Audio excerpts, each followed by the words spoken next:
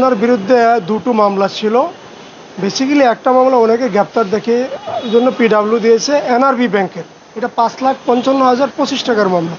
এই মামলাটা যখন উনি জেলখানায় ছিল 2021 সালে মামলাটা দায়ের করে, 2020 সালের 15/7/2020 সালে উনি জেলখানায় আটক হয়। এরপর এই মামলাটা দায়ের করে। তার পাশাপাশি এনআরবি ব্যাংকের আরেকটা মামলা ছিল, সেটাও তারা আজকে গ্রেপ্তার দেখিয়েছে। ওইটা ছিল 1,51,81,365 টাকার মামলা। এই দুইটা মামলা ওনাকে সুনারের দেখা আছে। এটা অর্থজারি মামলা। দীর্ঘদিন ওনার বিরুদ্ধে প্রায় 36টা মামলা ছিল। এর মধ্যে অস্ত্র মামলা ছিল, আপনার কোভিড-19 যে মামলাটা ছিল, এটা আলোচিত মামলা, সবাই জানেন আপনারা। ওই মামলায় ওনাকে লাইফ সেন্টেন্স দিয়েছিল। উনি বিজ্ঞ উচ্চ আদালত থেকে উনি খালাস পেয়েছেন এবং উনি গত 5/4/2025 তারিখে উনি জেলখানা থেকে মুক্ত হয়। মুক্ত হওয়ার পরে আজকে আবার ওনাকে গত কিছুদিন আগে একটা ব্যাংকের মামলা ছিল, যেটা আমি গত তারিখে নিউজ করেছিলাম।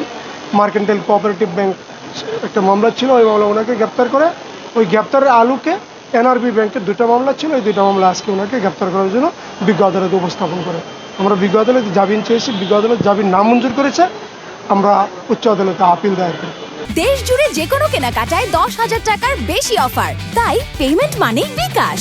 আমার এই মামলায় তো আমি অজ্ঞাত ছিলাম, এই কারণে আমি তখন জেলে ছিলাম। আমি জানি না, নোটিশ করে নাই, আমাকে কোনো ইনফর্ম করে নাই।